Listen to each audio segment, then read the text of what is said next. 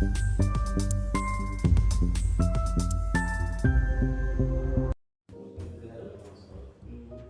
పేరు చెప్పండి, మీ ఊరు చెప్పండి, మిగతా రైతుల కోసం. నా పేరు భాస్కర్, మండలం కర్నూలు. మీరు ఎంతకాలం నుంచి పుష్పాంజలి కంపెనీ మందులు వాడుతున్నారు? 3 సంవత్సరాలు. మీ అనుభవం ఎట్లా ఉన్నది? ఈ మందులు వాడకం మొదలుపెట్టిన తర్వాత మధ్యలో వేరే మందులు వాడవద్దు అని కంపెనీ వాళ్ళు అంటున్నారు, నిజమేనా?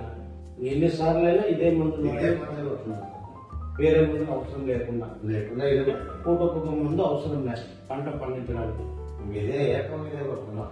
చెట్లు ఎట్లా పెరుగుతాయి ఈ మందులు వాడితే?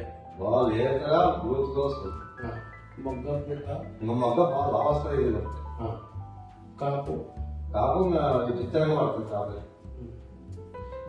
చెట్టు తక్కువ పెరగడం ఏముండదు. ఏమన్నది వేరే ఇతర తెగులు ఏమన్నా మీదే మూగా పోతే అదే కవర్ ఇది కొడుతుంది. ఏమి తెలియ మందు పేరు? ప్లస్ బయోగి. మీరు తీసుకోవడానికి వచ్చినారా? అవును సార్. మిరపల్లో మీకు సాధారణంగా జెమిని వైరస్ ప్రభావం ఎక్కువగా ఉండి పంట నష్టాలకు గురవుతుంటారు. తర్వాత తామర పురుగు, నల్ల తామర, దాని పిల్లలు ఎర్రనల్లి, నెక్స్ట్ పొగాకు లద్దె పురుగు కానీ పచ్చ పురుగు కానీ వస్తూ ఉంటాయి. వాటి ఉధృతి వీటి వల్ల తగ్గుతుందా? లేదని లేదు సార్, మాకైతే పురుగు అయితే కారణాలు లేదు. మేము కూడా చేనులో మిరప చేనులో ఇక్కడ కంపాడ్ అనే గ్రామంలో వాడించినాము. ఆ ఊర్లో చనిపోయిన పురుగులు మన మందు వాడిన తర్వాత మన మందు వాడిన చేనులో చనిపోయిన లద్దె పురుగులు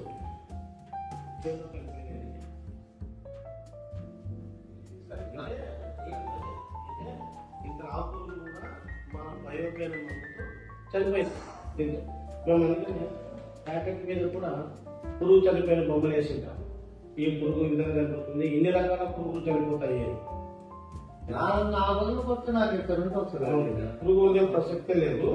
అంటే లద్దె పురుగు అనేది ఎప్పుడైనా ఒకసారి తప్పించుకుంటుంది, భూమిలో వస్తుంది కాబట్టి. నాకైతే ఎక్కువ 3-5 రోజులు కట్టాలి.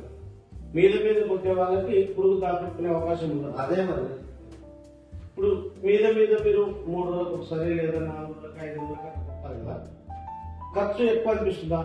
ఈ మందులు వాడినందువల్ల వచ్చే దిగుబడితో పోలిస్తే ఈ ఖర్చు రైతుకు బరువు అనిపిస్తుందా? ఏం పర్లేదు.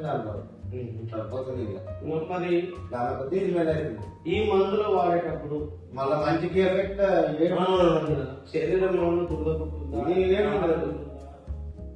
ఎక్కడన్నా నీళ్ళు తాగు, ఎవరు చేసుకో, చేతులు నీట్గా కావాలంటే లేదు. కాబట్టి ఇవి ఎన్నిసార్లు వాడుకోవచ్చు.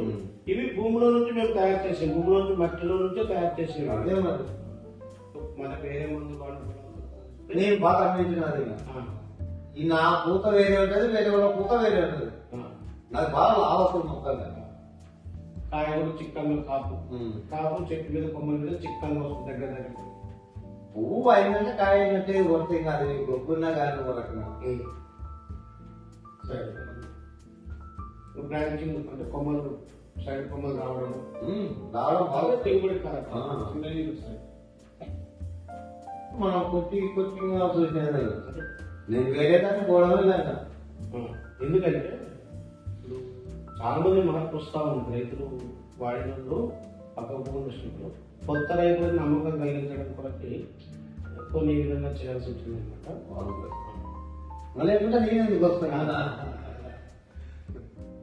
సరే రెడ్డి గారు, ఈసారి మళ్ళీ ఎప్పుడైనా కూడా కలుస్తాం పొలంలో కానీ, ఇది ఆఫీస్లో కానీ. ధన్యవాదాలు.